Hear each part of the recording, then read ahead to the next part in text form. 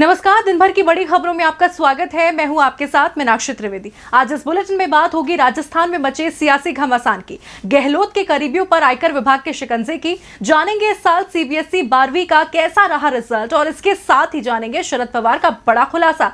और बुलेटिन के आखिर में बात होगी नेपाल के राजनीतिक घटनाक्रम की। लेकिन तमाम बड़ी खबरों से पहले नजर सुर्खियों पर। भारत में 75,000 करोड़ रुपए का निवेश करेगा गूगल। आज पीएम मोदी और सुंदर पिचाई में हुई थी बातचीत। पिचाई ने पीएम मोदी से की थी वर्चुअल मीटिंग। उत्तर प्रदेश में कांग्रेस का चेहरा हो सकती हैं प्रियंका गांधी। यूपी कांग्रेस अध्यक्ष जय कुमार लल्लू ने दिया बयान, कहा यूपी में रहेगा प्रियंका का नेतृत्व। पंजाब में लोगों की भीड़ जमा होने पर राज्य सरकार सख्त। सीएम अमरिंदर सिंह ने लिया बड़ा फैसला, नियम न मानने वालों पर होगा एक्शन। अमरनाथ यात्रा को मिल सकती है हरी झंडी। यात्रा रोकने की याचिका को सुप्रीम कोर्ट ने किया खारिज। सुप्रीम कोर्ट नहीं देगा दखल, कहा सरकार के हाथ में फैसला। हफ्ते के पहले कारोबारी दिन बढ़त के साथ बंद हुआ बाजार। सेंसेक्स 99 अंकों पर 36,694 पर और निफ्टी 47 पॉइंट बढ़कर 10,815 पर हुआ बंद। सुर्खियों के बाद अब बात आज की सबसे बड़ी खबर की। राजस्थान कांग्रेस में सियासी उथल पुथल जारी है। सूबे के मुख्यमंत्री जहां सरकार बचाने के लिए पूरा जोर लगा रहे हैं, तो वहीं उप मुख्यमंत्री सचिन पायलट के तेवर कुछ दिनों से तल्ख दिख रहे हैं, जिसके चलते आज सभी की नजरें टिकी थी विधायक दल की बैठक पर, जो गहलोत के आवास पर हुई। इस बैठक के बाद गहलोत राहत महसूस कर रहे हैं, तो वहीं पायलट के सामने विकल्प सीमित होते जा रहे हैं। तो आज इसी खबर पर चर्चा के लिए हमारे साथ जुड़ेंगे राजीव जी। लेकिन उससे पहले देखिए राजस्थान की सियासत में कैसी रही हलचल।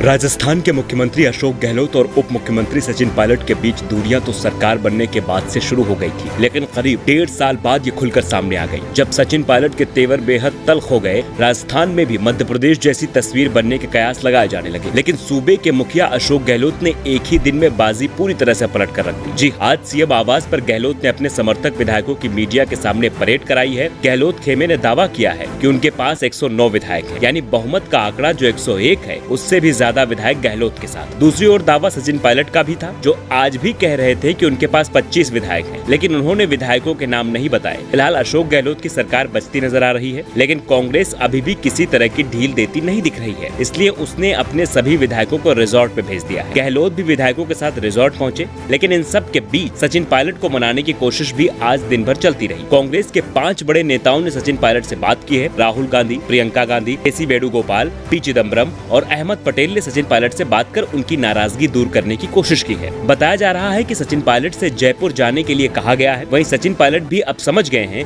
कि बाजी उनके हाथ से निकल चुकी है, इसलिए अब उनके तेवर भी ढीले पड़ते दिखने लगे हैं। पायलट अब बार्गेनिंग के मूड में है। उन्होंने अपने समर्थक मंत्रियों को गृह और वित्त जैसे महत्वपूर्ण विभाग देने की मांग की है। साथ ही प्रदेश अध्यक्ष का पद अपने पास रखने की शर्त भी जाहिर की है। फिलहाल गहलोत ने जिस तरह से अपने विधायकों को संभाला है, उसके बाद ऐसा नहीं लगता है कि पार्टी पायलट के शर्तों को मानने के लिए तैयार होगी। बीच बीजेपी भी सक्रिय होती दिख रही है। बीजेपी की ओर से मांग की गई है कि गहलोत सरकार अल्पमत में है और उसे विधानसभा में बहुमत साबित करना चाहिए। अब रुख करते हैं राजीव जी का। राजीव जी, आपका स्वागत है। धन्यवाद मीनाक्षी। राजीव जी, आज के घटनाक्रम के बाद ये साफ दिख रहा है कि गहलोत पायलट पर भारी पड़े हैं। उनकी सरकार बचती हुई दिख रही है। गहलोत के चेहरे की खुशी बहुत कुछ भी बता रही है, लेकिन सचिन पायलट जो गहलोत को सत्ता से हटाना चाहते थे, उनके सामने अपनी साख बचाने की चुनौती है। वो कुछ शर्तें कांग्रेस के सामने रख रहे हैं। राजीव जी, क्या लगता है कि पायलट की शर्तें गहलोत मानेंगे? पायलट के पास विकल्प भी क्या है? देखिए मीनाक्षी, राजस्थान में सचिन पायलट ने बगावती तेवर जिन उम्मीदों के साथ दिखाए थे, उनके पूरे होने के आसार अभी नजर नहीं आ रहे हैं। ऐसा लगता है कि सचिन पायलट ने अपने पंखों को तौले बिना ही ऊंची उड़ान भरने की जो जल्दबाजी की थी, उसमें वो औंधे मुंह गिरे हैं। उनकी बगावत से गहलोत सरकार पर तो कोई असर नहीं पड़ा है मीनाक्षी, उल्टे सचिन पायलट का राजनीतिक भविष्य सवालों के घेरे में आ गया है। इसमें कोई दो राय नहीं है मीनाक्षी कि बहुत कम समय में सचिन पायलट की गिनती कांग्रेस के बड़े नेताओं में होने लगी थी और उन्हें अपनी पारिवारिक पृष्ठभूमि का भी भरपूर लाभ मिला।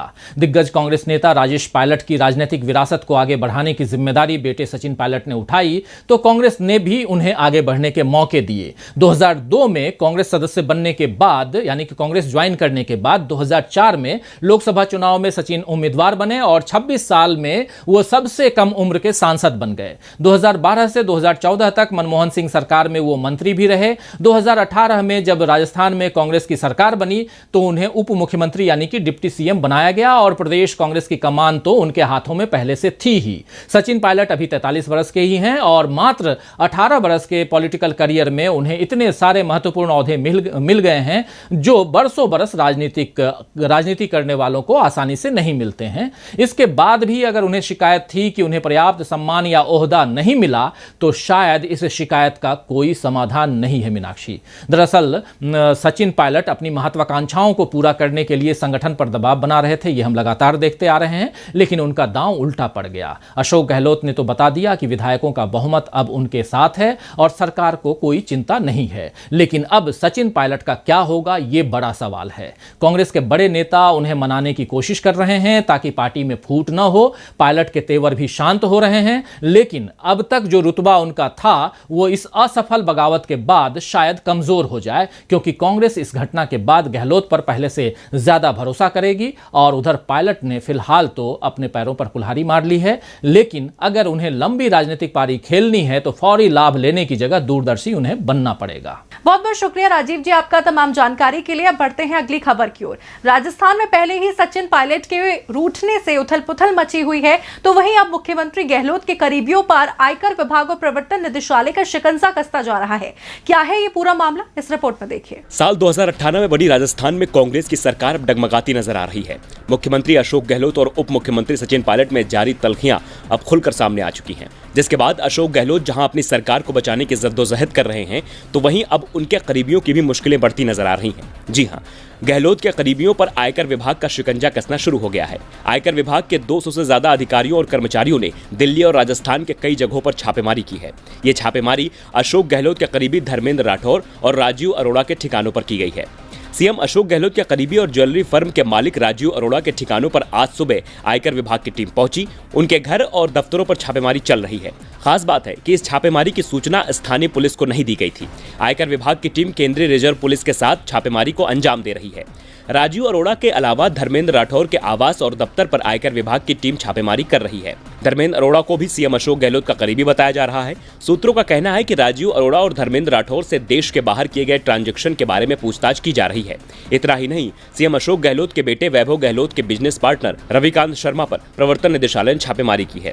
रविकांत शर्मा से विदेश से आए करोड़ों रुपए के बारे में पूछताछ की जा रही है। पिछले दिनों ही ईडी ने रविकांत शर्मा को नोटिस भेजा था। आपको बता दें कि राजीव अरोड़ा और धर्मेंद्र राठौर के करीब 24 ठिकानों पर चल रही छापेमारी पर कांग्रेस ने सवाल उठाए हैं। कांग्रेस ने बीजेपी पर गहलोत सरकार को अस्थिर करने का आरोप लगाया। साथ ही कांग्रेस ने बिना स्थानीय पुलिस को सूचना दिए आयकर विभाग की छापेमारी पर भी सवाल पूछा। हालांकि बीजेपी प्रवक्ता संबित पात्रा ने कांग्रेस के आरोपों से इनकार कर दिया है। संबित पात्रा का कहना है कि स्वास्थ्य मुसीबत के कारण आयकर विभाग ने छापेमारी रोकी थी। अब फिर से आयकर विभाग कार्रवाई कर रही है। इस छापेमारी और राजस्थान की सियासी उथल पुथल का कोई लेना देना नहीं है। राजस्थान के सियासी घटनाक्रम पर सबकी नजरें टिकी हैं कि अब आगे क्या होगा। वहीं छात्रों को भी इंतजार था बोर्ड परीक्षा के परिणामों का, जो आज पूरा हुआ। जी हां, सीबीएसई की ओर से 12वीं का रिजल्ट आज जारी कर दिया गया। तो कैसा रहा 12वीं के छात्रों का रिजल्ट, देखिए इस रिपोर्ट में। Central board of secondary education यानी सीबीएसई ने 12वीं क्लास के नतीजे जारी कर दिए हैं। स्टूडेंट्स सीबीएसई की वेबसाइट www.cbse.nic.in के साथ IVR टेलीफोन नंबर और मोबाइल ऐप पर भी नतीजे चेक कर सकते हैं। इसके अलावा स्कूलों को उनके स्टूडेंट्स के रजिस्टर्ड किए हुए ईमेल आईडी पर भी नतीजे भेजे जाएंगे। सीबीएसई 12वीं में इस वर्ष 88.78% स्टूडेंट्स पास हुए हैं, जबकि पिछले वर्ष 83.40% पास हुए थे। यानी इस बार रिजल्ट 5.38% बेहतर रहा। कुल रजिस्टर्ड 12,03,595 छात्रों में से 11,92,961 ने परीक्षा दी थी। इनमें से 10,59,080 पास हुए हैं। त्रिवेंद्रम का पास फीसदी सबसे ज्यादा 97.67% रहा। बेंगलुरु 97.05 पास फीसदी और इसके बाद चेन्नई का 96.17 पास फीसदी रहा और पटना जोन में 74.56% रिजल्ट रहा। दिल्ली वेस्ट का रिजल्ट 94.61% और दिल्ली ईस्ट का रिजल्ट 94.24% रहा। नोएडा रीजन का रिजल्ट 84.87% रहा। प्रयागराज का रिजल्ट 82.49%, अजमेर का 87.60% रहा। आपको बता दें, केंद्रीय मानव संसाधन एवं विकास मंत्री रमेश पोखरियाल निशंक ने सभी स्टूडेंट्स को ट्वीट कर बधाई दी है। निशंक ने ट्वीट कर लिखा है, प्रिय छात्र, माता पिता और अध्यापक, सीबीएसई ने 12वीं कक्षा के परिणाम घोषित कर दिए हैं। इसे cbscrisults.nic.in वेबसाइट पर जाकर चेक किया जा सकता है। हम इसे संभव बनाने के लिए आपको बधाई देते हैं। मैं दोहराता हूँ, छात्रों का स्वास्थ्य और शिक्षा की गुणवत्ता हमारी प्राथमिकता है। आपको बता दें, हर बार की तरह इस बार भी सीबीएसई 12वीं में लड़कियों ने बाजी मारी है। लड़कियों का पास फीसदी लड़कों से 5.96% ज्यादा है। 12वीं के परिणामों से तो आज पर्दा उठ गया। वहीं एक चौंकाने वाला खुलासा शरद पवार ने किया है, जिससे अतीत की राजनीति से पर्दा उठा है। 2019 में महाराष्ट्र विधानसभा चुनावों में शिवसेना बीजेपी गठबंधन को बहुमत मिला था, लेकिन बीजेपी फिर भी सरकार नहीं बना पाई। शिवसेना से उसका नाता टूट गया और इसे तोड़ने में अहम भूमिका निभाई एनसीपी प्रमुख शरद पवार ने। आज इसी को लेकर शरद पवार ने बड़ा खुलासा किया है। देखिए रिपोर्ट में। महाराष्ट्र में 2019 में शिवसेना और बीजेपी का गठबंधन टूटने की पटकथा 2014 से ही लिखी जाने लगी थी और ये पटकथा लिख रहे थे एनसीपी प्रमुख शरद पवार। शिवसेना के मुखपत्र सामना को दिए गए एक इंटरव्यू में शरद पवार ने एक खुलासा किया। उन्होंने कहा, महाराष्ट्र में सरकार बनाने के लिए 2014 में बीजेपी को बाहर से समर्थन देने की उनकी पेशकश एक राजनीतिक चाल थी, जिसका मकसद शिवसेना को बीजेपी से दूर रखना था। पवार ने स्वीकार किया कि उन्होंने बीजेपी और शिवसेना के बीच दूरियां बढ़ाने के लिए ये कदम उठाया था। बीजेपी को बाहर से समर्थन देकर एनसीपी शिवसेना को एनडीए से दूर करना चाहती थी, लेकिन 2014 में ये योजना सफल नहीं रही, क्योंकि शिवसेना सरकार में शामिल हो गई और गठबंधन सरकार ने कार्यकाल पूरा किया। 2019 में भी जब शिवसेना और बीजेपी के बीच चुनावों के बाद तल्खी बढ़ी, तो देवेंद्र फडणवीस ने मुझसे संपर्क किया था, लेकिन पीएम नरेंद्र मोदी से मुलाकात के समय मैंने साफ कह दिया था कि एनसीपी बीजेपी के साथ नहीं जाएगी और यदि संभव हुआ तो शिवसेना के साथ सरकार बनाएगी और ऐसा नहीं हुआ तो हम विपक्ष में बैठेंगे। बाद में शिवसेना, एनसीपी और कांग्रेस ने मिलकर महाराष्ट्र में सरकार बनाई और इसमें शरद पवार की भूमिका महत्वपूर्ण रही। पवार ने कहा, ऑपरेशन कमल महाराष्ट्र में काम नहीं करेगा और ठाकरे सरकार अपना कार्यकाल पूरा करेगी। महाराष्ट्र में तो बीजेपी ने सालों पुराना अपना साथी खो दिया, लेकिन हरियाणा में उसने नया साथी ढूंढ लिया। बीजेपी ने यहां जेजेपी के साथ सरकार बनाई और अब इस सरकार में मंत्रिमंडल का विस्तार और फेरबदल की चर्चाएं जोर पकड़ रही हैं। सीएम खट्टर तो पीएम से लेकर बीजेपी के शीर्ष नेतृत्व से मिल ही चुके हैं। अब प्रदेश के डिप्टी सीएम दुष्यंत चौटाला की दिल्ली यात्रा ने सियासत को और गर्मा दिया है। 2019 हरियाणा विधानसभा चुनाव के नतीजे बीजेपी के लिए अनुमानों से उलट रहे। पूर्ण बहुमत नहीं मिला तो हरियाणा जननायक जनता पार्टी के साथ बीजेपी ने सरकार बना ली। बीजेपी को समर्थन देने के एवज में सरकार में जेजेपी को डिप्टी सीएम की कुर्सी मिली। मुख्यमंत्री की कुर्सी मनोहर लाल खट्टर के पास ही रही और अब मंत्रिमंडल में विस्तार के संकेत मिलने लगे हैं। डिप्टी सीएम दुष्यंत चौटाला सरकार में एक और कैबिनेट मंत्री की मांग कर रहे हैं। उन्होंने अपनी मांग बीजेपी हाईकमान तक पहुंचा दी है। दरअसल पिछले 4 दिनों में मुख्यमंत्री मनोहर लाल की पीएम नरेंद्र मोदी, गृह मंत्री अमित शाह, भाजपा राष्ट्रीय अध्यक्ष जेपी नड्डा से मुलाकात हुई। उसके बाद उप मुख्यमंत्री दुष्यंत चौटाला की दिल्ली यात्रा और केंद्रीय गृह मंत्री अमित शाह से हुई मुलाकात ने मंत्रिमंडल विस्तार को हवा दे दी है। बड़ौदा विधानसभा उपचुनाव के लिए बीजेपी जेजेपी गठबंधन की ओर से बीजेपी के उम्मीदवार का लड़ना तय है।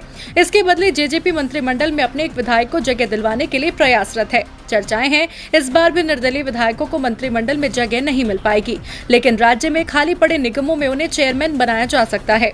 हरियाणा में बीजेपी बड़ौदा सीट जीतने के इरादे से अपने कोटे के नॉन परफॉर्मिंग 2 मंत्रियों को हटाकर उनके स्थान पर जातीय और क्षेत्रीय संतुलन के तहत नए लोगों को मंत्री बना सकती है। कुछ मंत्रियों के विभागों में भी फेरबदल किया जा सकता है।